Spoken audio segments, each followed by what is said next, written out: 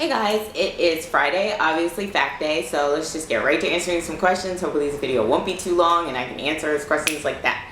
Okay, so the first question is, just wondering if you've ever tried dry shampoos. If you have, what's your opinion? If not, why not?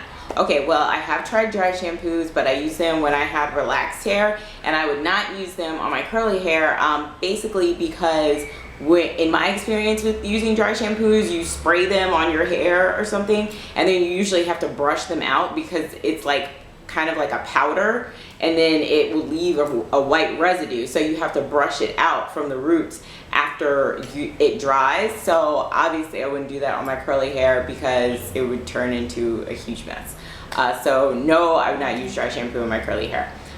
Second question, how do you feel about paddle brushes versus wide tooth combs for detangling? I use a goodie brush and I'm wondering if it may be damaging my hair even further. I have damaged bleached ends that I'm cutting off gradually, or should I just get a Denman? Okay, well, first of all, whatever tool you use to detangle is really up to you. A lot of people love Denman brushes. Personally, I dislike them immensely.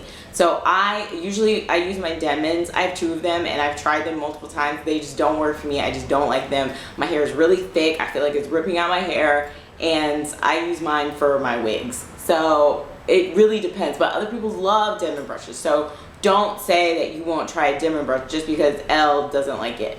As for paddle brushes, I used to use a paddle brush to detangle my hair. Actually, I use this one, and then I have like my Mason Pearson brush as well. I have a video of me detangling with that, but so I use this, and the only thing that may be bad about a paddle brush is these little white balls up here, or not, they're pink balls, the little balls at the top, because if they start to come off, then that can snag your hair. But I didn't stop using this brush for that reason. I was just, you know, playing around with different tools. I never actually had a problem with this brush. Now I just use my Mason Pearson wide tooth comb because I detangle in the shower, and it's easier for me to use a comb while I'm in the shower, because when the paddle brushes have these soft pads and it gets water in it, it gets gross. So I use my paddle brush, my Mason Pearson brush, if I am detangling out of the shower.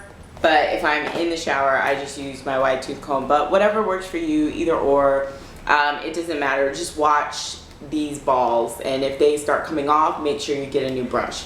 So that's really it for that one. I'm sure you've discussed this, but quickly, can you share what products you use for moisture that are on the ground? Also, have you ever used raw shea butter, and would this be a good moisturizer? Okay, so products to moisturize on the ground. Actually, to be totally truthful, I don't use a lot of leave-ins that you can get on the ground. Yeah, most of the things I use on the ground are like shampoos, conditioners, like rinse out conditioners, and stylers. And I actually don't use moisturizers for the most part because I always use a leave-in conditioner. And if I layer a leave-in conditioner and a moisturizer, for my hair, it gets to be a little heavy. And I don't like all that product buildup. But I did just try a new conditioner that you can get at Whole Foods, and I did leave it in, and it was awesome. And it's the Hugo Naturals, the coconut one. It's like, it says like defining and defrizzing or something like that, and that one was awesome, and I'm definitely going to rebuy that one, and I can use it as a rinse out and a leave-in, so that was great. But other moisturizers I get on the ground, I don't really think I have any, to be honest with you. I was reviewing my HG list earlier today, and I don't think I had any. No. Yeah, most of those I buy, or it's like a brand that I can buy in my neighborhood, but it's not readily available. Oh, what am I talking about? You know what? Also, the Shea Moisture Curl and Style Milk. That one's good too, and you can get that on the ground. But those are both leave-ins. As for moisturizers, like I said, I don't really use them that much. The only moisturizer that I really have on my holy grail list right now is the Oil and Hairdo and the Oil and Whipped Pudding. And I might take the whipped pudding off because it's kind of thick for my hair, but I do love it, and you can use it in your body too, and that stuff smells good. So I don't know, but yeah, I think that's all. Oh, for the shea butter question, okay, so shea butter is a fat, so when you rub it together, it's an oil. Does not provide moisture to your hair. It just helps you retain moisture by sealing it in. So I've used raw shea butter on my hair by itself. My hair personally does not like it. Some people love it, but it's not. Do not expect for shea butter to moisturize, as in provide moisture to your hair by itself. I do better if it's like a shea butter mix, especially if it has aloe vera in it. Then I'm pretty much good to go. But shea butter by itself does not work for me. Okay, so moving on. At the beginning of August, I will do my big job. Cool. I have been transitioning since March. My question is, what products would you say are best to use? I want to know what I choose to co-wash, moisture, and what I choose for wash and goes. Well, I just mentioned some products like 2 minutes ago, so those are good, like I said, for the leave-ins. But as for what you should use, only you can really figure that out. You need to get to know your hair, especially after you big chop. Like, spend some time with your hair, see how it like reacts to certain things. My holy grail list, I know a lot of people use that as a starting off point, so I'll put the link in the details. A lot of people, they go back and reference it when they're looking for a new product to try or something like that. And then I did link the reviews that match the products, if it was available on there, so you can check that out as well. But ultimately, it's going to be up to you what you use, what you like to use. For co-washing, you use a conditioner. I personally don't co-wash anymore because I don't think conditioner is going to cleanse my scalp unless it contains cleansing ingredients. So I don't do that. I use shampoo and then I condition my hair. I don't put conditioner on my scalp. There is a difference. It's a matter of semantics really, but people, when they say they're co-washing but they're really only conditioning their hair, it kind of confuses people, because co-washing implies that you're not using shampoo or you're cleansing your hair with a conditioner, and I definitely use a shampoo. As for what you should use for a wash and goes, you can use anything for a wash and go. You can just use conditioner for a wash and go. You can just use oil. You can use a gel. You can use a curl cream. You can use a pudding. It really does not matter. Today, I used Curl Junkie Coffee Cocoa Curl Cream Light over a leave-in, and then I put like a finisher on top. It was my Naughty Girl leave-in. It smells like cake batter. It smells amazing. I love that stuff so much. And then I was kind of like playing with my hair, and I put it back a little bit, and then I put some Eco Styler on top to slick my hair down because it was like in like a braids, and I pinned it up, but whatever.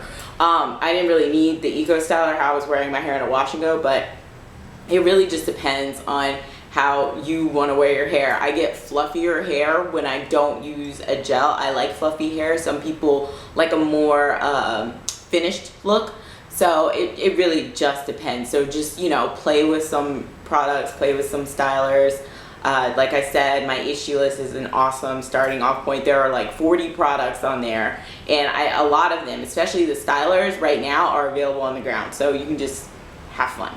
And oh, only one more question. The last one is, I shampooed, deep conditioned, used Shea Moisture, Curl Smoothie, and Eco Styler. It seems like Tessie, I believe that's her hair, is a bit dry. Any suggestions? I bought some grapeseed oil, but not sure where in the process of applying product would I use it.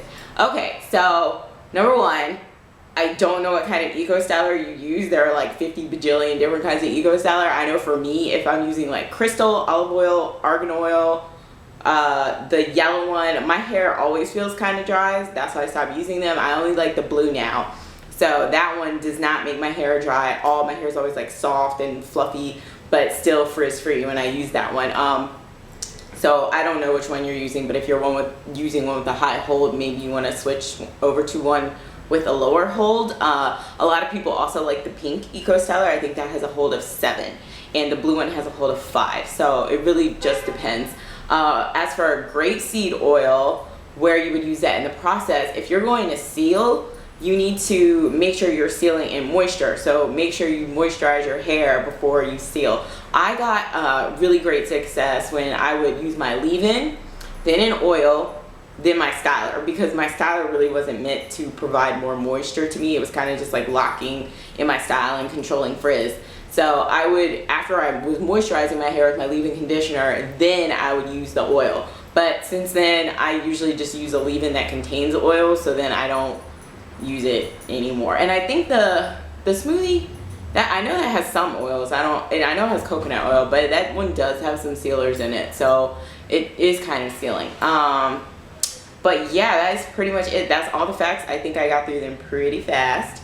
And if you have more questions, please go to the channel and put them in the fact section so they can be included in the fact next week. Okay, thanks guys. Bye.